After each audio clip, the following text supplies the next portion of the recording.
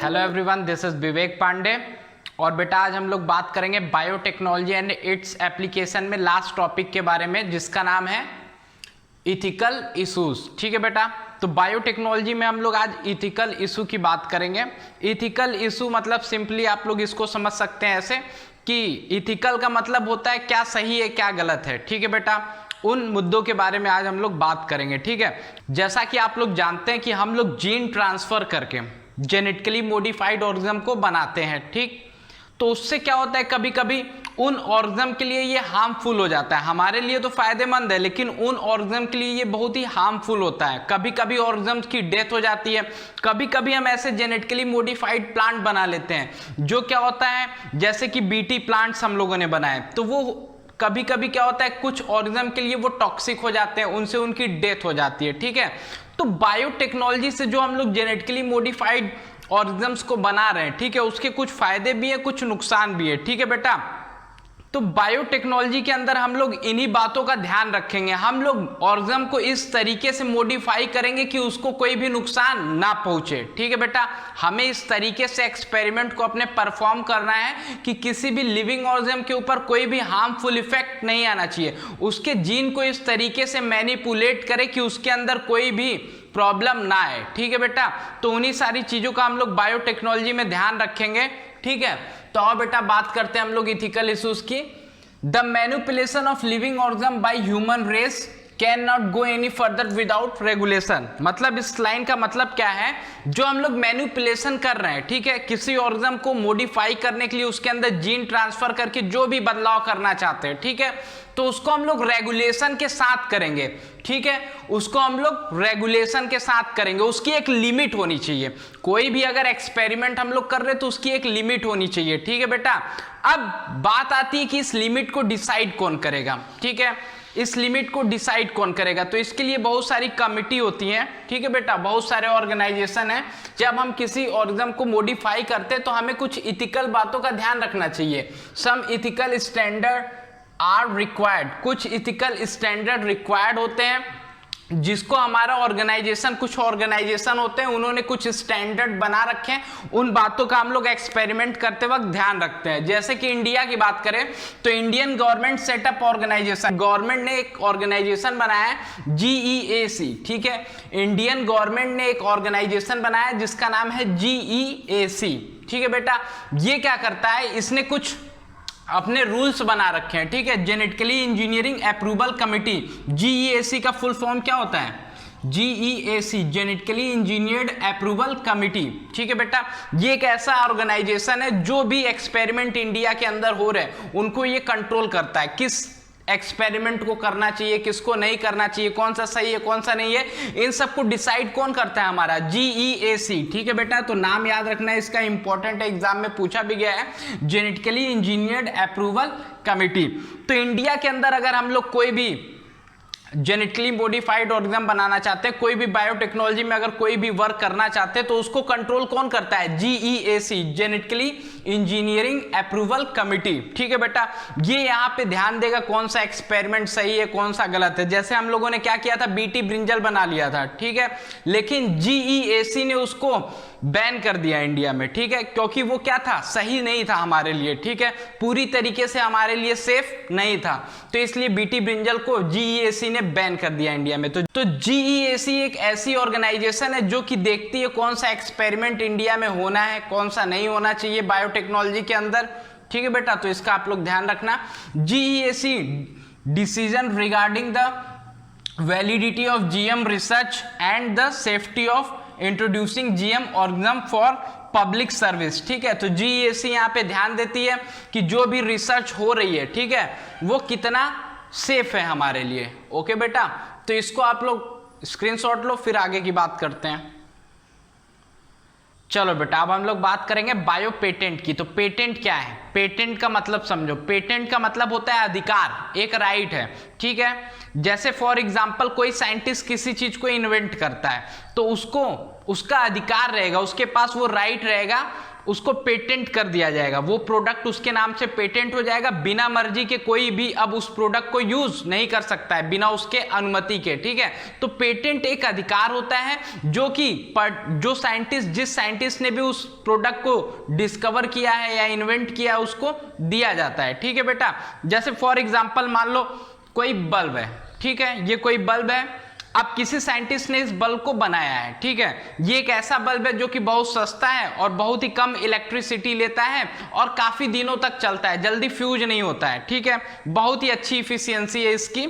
तो साइंटिस्ट क्या करेगा, इसको अपने नाम से पेटेंट करा लेगा, पेटेंट करा लेगा तो उसके पास इसका अधिकार है कि ये जिसको चाहे उसको यूज करने देगा, जिसको चाहे उसको बेच सकता है, ठीक है।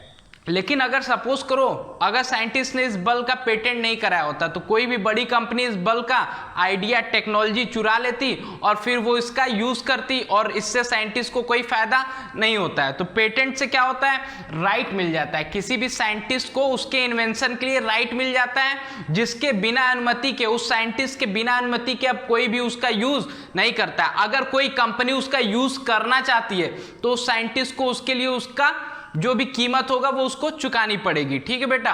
तो पेटेंट का मतलब समझते हैं बायो पेटेंट, ठीक है बेटा। अब पेटेंट कई क्षेत्र में हो सकते हैं, फिजिक्स के क्षेत्र में हो सकता है, केमिस्ट्री के क्षेत्र में हो सकता है, बायो के भी फील्ड में हो सकता है, ठीक है। तो बायो के फील्ड में जो पेटेंट दिया जाता है उसको बायो पेटेंट बोलते हैं, ठीक है बेटा। तो पेटेंट की बात करें, पेटेंट इज राइट, एक राइट है, अधिकार है, granted by the government, government देती है टू एन इन्वेंटर, जिसने भी कोई इन्वेंशन किया उस इन्वेंटर को दिया जाता है to prevent others from commercial use of his invention, जिससे कि उसका कोई भी और दूसरा यूज ना कर पाए उसके इन्वेंशन का, ठीक है। तो ये एक अधिकार होता है जिससे क्या करता है, वो जिस भी इन्वेंटर ने उसको इन्वेंट किया उसके पास में रहता है, उसके मर्जी से हम लोग उसके जो प्रोडक्ट है उसका यूज कर सकते हैं, ठीक है बेटा। इसके लिए उसको हम लोग को जो भी मनी बोलेगा वो देना पड़ेगा। तो ये हो गई पेटेंट की बात, ध्यान रखना। इट इज लॉ, ये एक लॉ है, रूल है, prevent the unauthorized exploitation of bio resources. ये एक ऐसा लॉ है, एक ऐसा रूल है जिससे हम लोग बायो रिसोर्स को बिना अनुमति के यूज नहीं कर सकते। ध्यान रखना, नीट में पूछा भी गया एक दो बार, ठीक है, ऐसे पूरी लाइन लिख दी थी, बोला था ये किसके लिए लिखा गया है, तो ध्यान रखना बायो पेटेंट, ठीक है बेटा।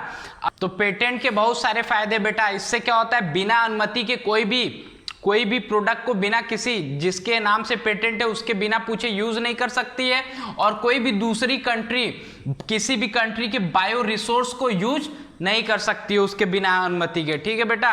तो ये हो गया आपका बायो पेटेंट, ठीक है। अब कभी कभी क्या होता है कि कोई प्रोडक्ट किसी के नाम से पेटेंट है, ठीक है, लेकिन कभी कभी कुछ लोग उसका मिसयूज करते हैं, बिना उनके अनुमति के यूज कर लेते हैं, ठीक है बेटा। इसको हम लोग बोलते हैं बायोपायरेसी, ठीक है। तो इसको आप लोग स्क्रीनशॉट लो, फिर उसकी बात करते हैं।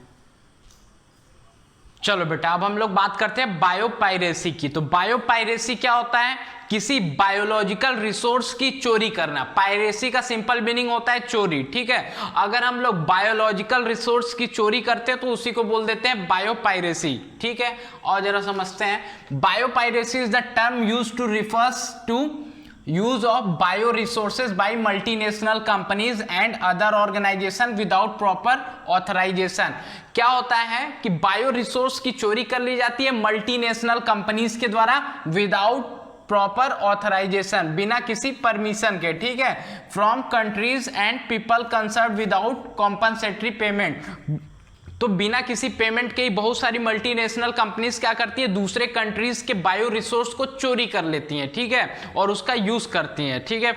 जैसे समझो कोई डेवलपिंग कंट्री है, मान लो इंडिया है, ठीक है, फाइनेंशियली पुअर है, लेकिन बायोडाइवर्सिटी यहाँ की बहुत ज़्यादा है, यहाँ पे कई सारे प्रकार के पेड़ पौधे, मेडिसिनल प्लांट पाए जाते हैं। लेकिन अगर डेवलप्ड कंट्री की बात करें तो ये फाइनेंशियली तो बहुत रिच होते हैं, ठीक है, लेकिन बायोडाइवर्सिटी इनके यहाँ की बहुत पुअर है, ठीक है बेटा, बहुत पुअर है, ठीक है। जैसे मान लो अमेरिका है, बहुत ही रिच है, लेकिन यहाँ की बायोडाइवर्सिटी बहुत कम है अमेरिका की।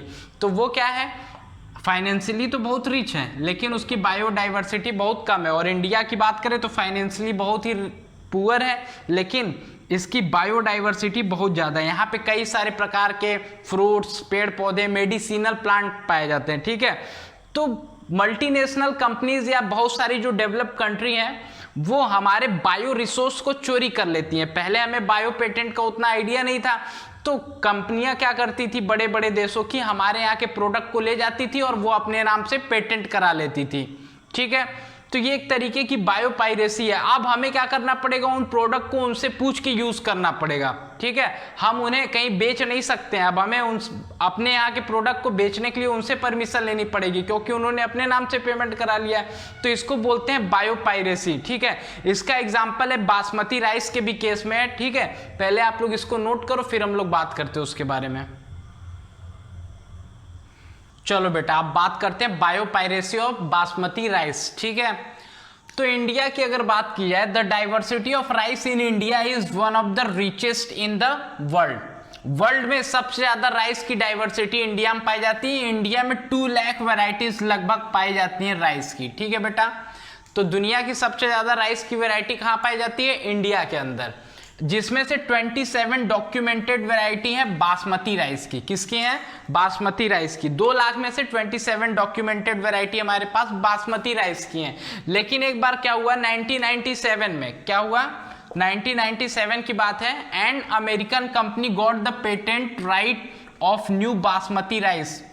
बासमती राइस का अमेरिकन कंपनी ने पेटेंट ले लिया। ठीक है, कैसे लिया, through US patent and trademark office. America के पेटेंट ऑफिस से, ट्रेडमार्क ऑफिस से उसने क्या किया, हमारे बासमती राइस का पेटेंट ले लिया। ठीक है, कैसे लिया, उसने क्या किया, हमारे बासमती राइस को अमेरिका के सेमी डॉर्फ वैरायटी से क्रॉस करा के एक नई बासमती राइस बना ली। हमारे बासमती राइस को, इंडिया के बासमती राइस को अमेरिका के सेमी डॉर्फ वैरायटी से क्रॉस करा के एक नई बासमती राइस की वैरायटी बना दी, और इस पूरी प्रोसेस को ही पेटेंट करा लिया। ये पूरी प्रोसेस को पेटेंट करा लिया। अब इसमें हमारा भी बासमती राइस यूज हो रहा था। ठीक है बेटा, तो अब हम लोग क्या करेंगे, अब अपने बासमती राइस को कहीं भी इंटरनेशनल मार्केट में बेच नहीं सकते हैं, क्योंकि उसका पेटेंट, उसका अधिकार कहाँ चला गया, अमेरिका के पास चला गया। कहाँ पे चला गया, अमेरिका के पास। लेकिन बाद में इसको हम लोगों ने इंटरनेशनल कोर्ट में केस को जीत लिया और फिर से ये हमारे नाम से पेटेंट हो गया है। ठीक है, तो हम लोगों ने पेटेंट करा लिया अपने बासमती राइस को अपने नाम से। ठीक है, तो ध्यान रखना, ये बायोपायरेसी का एग्जांपल है। अमेरिका की मल्टीनेशनल कंपनी ने हमारे इंडिया के बासमती राइस को अपने नाम से पेटेंट करा लिया था, जिसके बाद हम लोगों ने इंटरनेशनल कोर्ट में केस किया और उसके बाद हम लोग ये केस जीत गए। ठीक है बेटा, new variety of basmati rice जो इन्होंने डेवलप की थी, वो डिराइव की थी इंडियन बासमती राइस को क्रॉस करके सेमी डॉर्फ वेराइटीज के साथ में। किसके साथ में, semi dwarf variety of America के साथ में।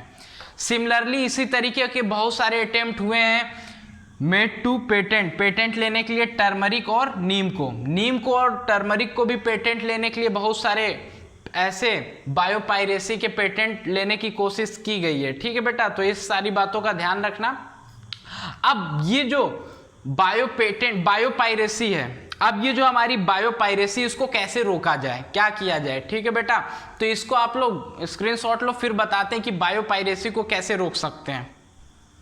अब हम लोग बात करेंगे how to control biopiracy. Biopiracy को कैसे रोका जाए। ठीक है, हमारे देश के बायो रिसोर्सेस को कोई दूसरे देश की कंट्री या कोई दूसरा कंपनी यूज ना करे, इसके लिए हमारे गवर्नमेंट ने कुछ स्टेप्स लिए। ठीक है, Indian parliament recently cleared the second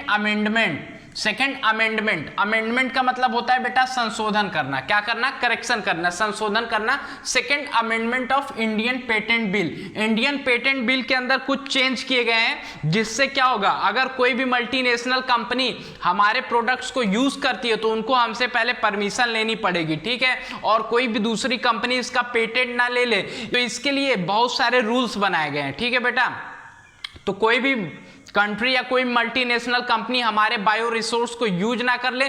second amendment था, दूसरा संशोधन जो किया गया था पेटेंट बिल के अंदर, उसमें बहुत सारे रूल बनाए गए जिससे कोई भी हमारे बायो रिसोर्स को पेटेंट ना करा ले या फिर उसका यूज ना करे। ठीक है बेटा, तो ये आप लोग का कंप्लीट हो गया बायोटेक्नोलॉजी एंड इट्स एप्लीकेशन।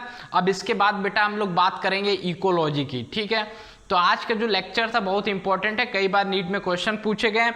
अब किसी चैप्टर को कैसे आप लोग जानोगे कि आपको आ गया है कि नहीं आया है, ठीक है, तो इसको आप लोग पढ़ो, फिर उसके बाद आप लोग इसके क्वेश्चंस लगाओ, ठीक है। जब क्वेश्चन लगाओगे तो आप लोग की प्रैक्टिस अच्छी होती जाएगी और चैप्टर पे ग्रिप आ जाएगी, ठीक है बेटा। तो आज के लिए इतनी बातें। वीडियो को लाइक करें, ज़्यादा से ज़्यादा शेयर करें, और जिन लोगों ने चैनल को सब्सक्राइब नहीं किया वो लोग चैनल को सब्सक्राइब कर दें। Thank you.